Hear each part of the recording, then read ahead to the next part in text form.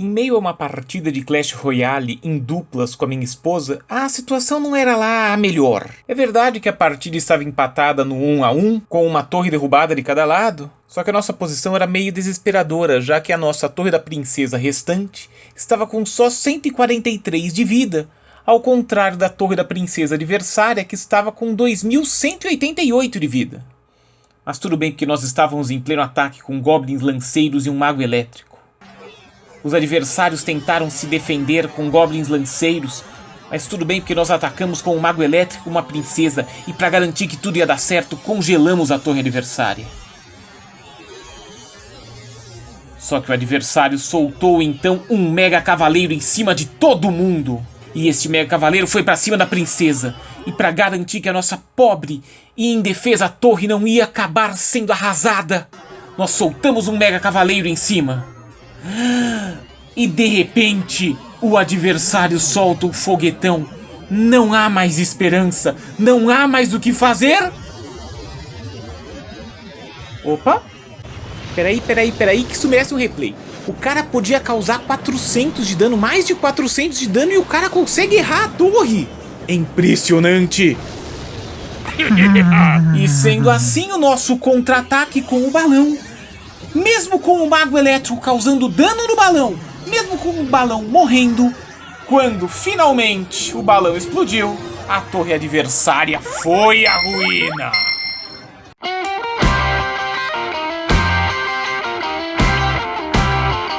Olá, depois de mostrar esta vitória não lá muito gloriosa no Clash Royale, eu vim aqui falar um pouquinho sobre o jogo Clash Royale e a representação da nobreza medieval no jogo.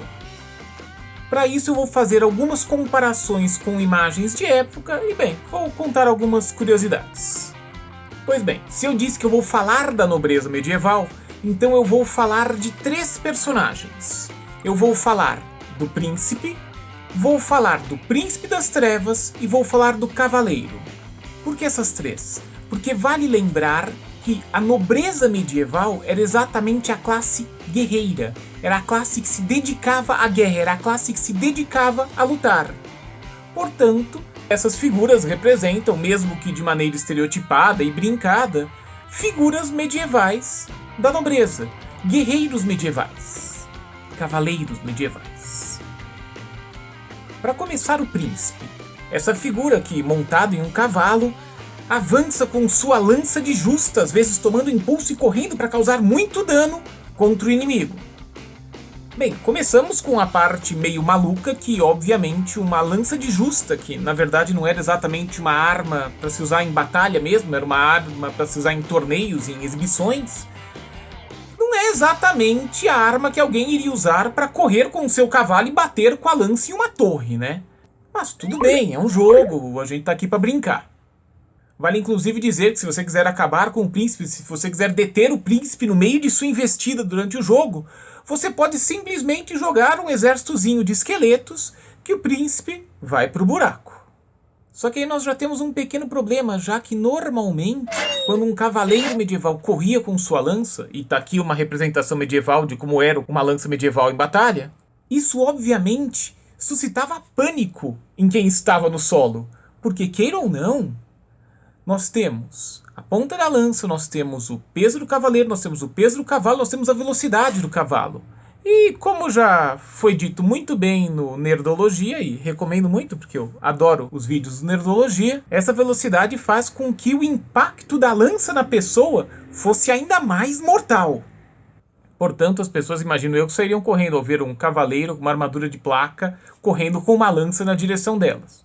Mas esse é um bom jeito de vencer o príncipe, pelo menos no jogo. A representação do príncipe no jogo está ainda mais bacana porque dá para perceber, se você olhar com atenção, que o príncipe ainda está usando uma cota de malha embaixo da sua armadura de placas, que é exatamente como se vestia uma armadura de placas, com normalmente um capuz de algodão, uma cota de malha por baixo e então a armadura, inclusive o capacete. E a cota de malha servia exatamente para que o guerreiro medieval, para que o cavaleiro medieval tivesse uma certa mobilidade no campo de batalha. Diga-se de passagem, é possível ver com facilidade em inúmeras iluminuras medievais cavaleiros utilizando, pode ser até um capacete, mas utilizando cota de malha por baixo. Portanto, nessa representação do príncipe, que tem até o seu lado positivo, tem como seu lado mais negativo para alguém que está num campo de batalha, como no jogo, uma lança de justa, que por mais que lembre, que ajude a lembrar cavaleiros medievais, não era exatamente o tipo de arma que se usava num campo de batalha. Ainda mais porque as lanças de justa, e essa lança aqui no jogo está bem representada nesse ponto, ela não tinha uma ponta para causar realmente dano. Ela tinha uma ponta para acertar o adversário, mas não matá-lo, já que o objetivo em um torneio, em uma justa medieval, não era exatamente matar o seu adversário, mas sim fazer uma exibição. Falando de príncipe e príncipe das trevas, vale lembrar que a classe guerreira por excelência na Idade Média, a classe que se dedicava à arte da guerra, eram exatamente os nobres. E o príncipe não deixa de ser um nobre. Pois bem, vamos ao príncipe das trevas. Na sua representação dá para perceber que, assim como com o príncipe, existe uma cota embaixo da armadura de placas. O que é um ponto positivo, mas não parece que essa cota vai até a cabeça de um jeito ou de outro.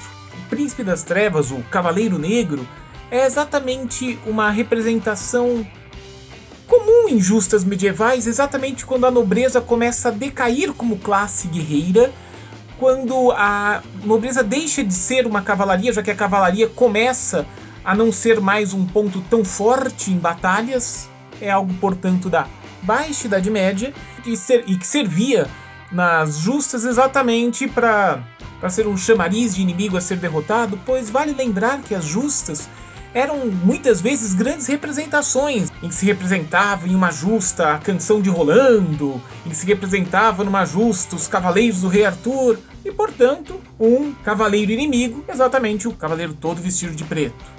No jogo, o príncipe das trevas é muito melhor do que o príncipe quando encontra uma horda de inimigos.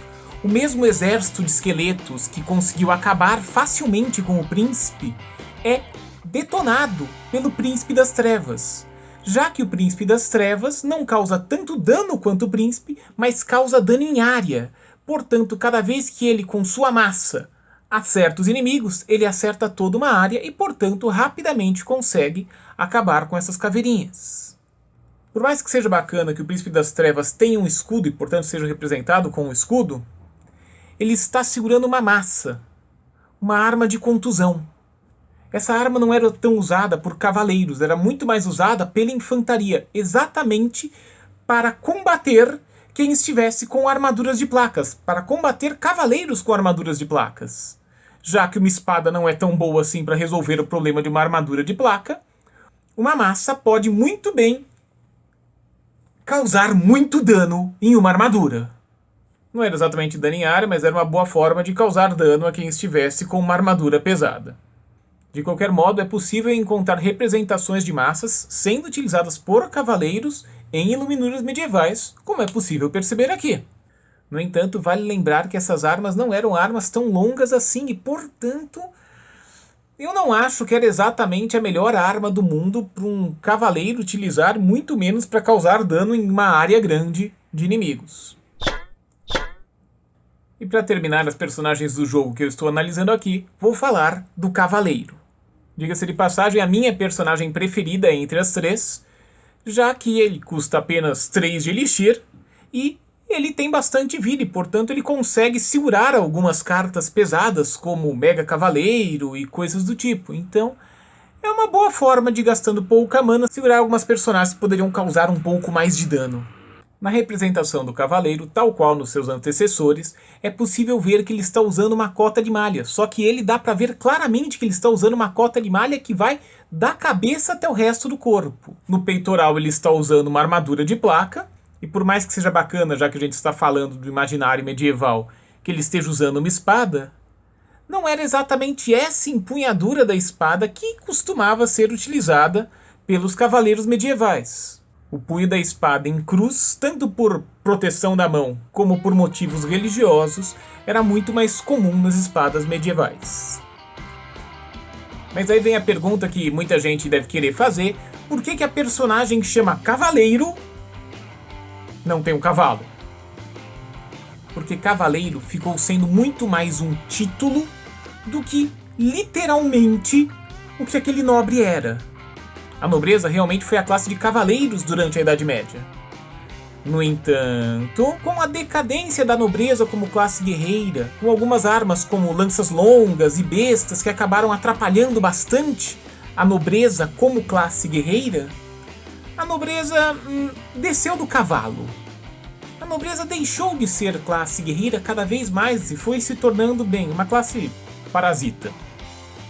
Tá, isso ela já era, mas ela foi se tornando só uma classe parasita.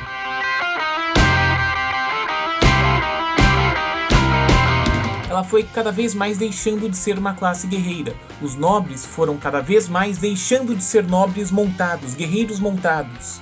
Tanto que, até em guerras mundiais do século XX, é possível ver nobres ingleses indo para a guerra, em posição muitas vezes de comando e nunca diretamente no campo de batalha, mas nobres indo para a guerra. E, portanto, esse título de cavaleiro, mesmo os nobres não montando mais, continuou a ser um título utilizado. Tanto que é um título nobiliárquico que ainda é utilizado. E diga-se de passagem, quando as pessoas querem se associar à nobreza medieval e tudo mais, eles fazem questão até de usar a palavra cavaleiro. Dá pra ver até os escrotos imbecis da Ku Klux Klan se chamando de os cavaleiros brancos da Ku Klux Klan.